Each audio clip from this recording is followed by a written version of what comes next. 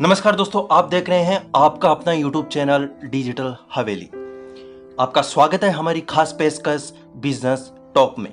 आज के इस एपिसोड में हम बात करने जा रहे हैं एक ऐसे देश के बारे में जो बहुत अमीर हुआ करता था, जो आज गरीबी से बदहाल है। जी हाँ दोस्तों, हम बात कर रहे हैं वेनेजुएला के बारे में, जिसकी मुद्रा इतनी गिर गई है कि उसकी मुद्रा का मूल्य रद्दी के बराबर हो गया है। जहां लोग लाखों देकर भी जरूरतों का सामान नहीं खरीद पा रहे हैं। वेनेजुएला की मुद्रा बोलीवर है, जिसकी कीमत निम्न स्तर से भी नीचे चली गई है। गरीबी का आलम यह है कि लोग 1 लाख बोलीवर देकर सिर्फ 2 किलो आलू ही खरीद पा रहे हैं।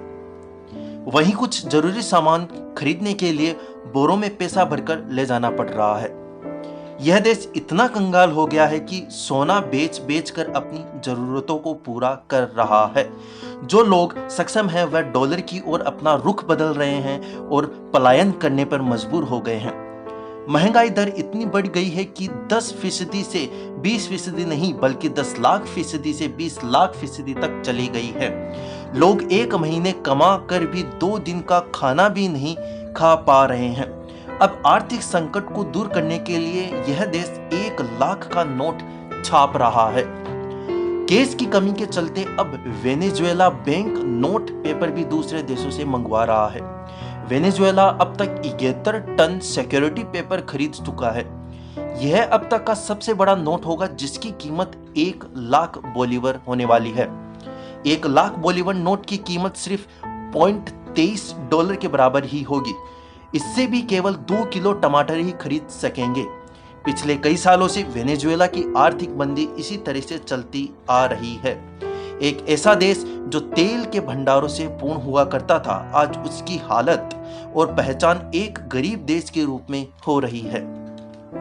वेनेजुएला के कुल निर्यात में तेल की हिस्सेदारी 96% है, इसलिए कि 2014 में अंतर्राष्ट्रीय बाजार में वेनेजुएला के तेल की दर गिरी तो वेनेजुएला की आर्थिक स्थिति बद से बदतर होती चली गई। मुद्रा की गिरावट के चलते और कैश की कमी के कारण वेनेजुएला के लोग ऑनलाइन मुद्रा ट्रांसफर करने पर मजबूर हैं।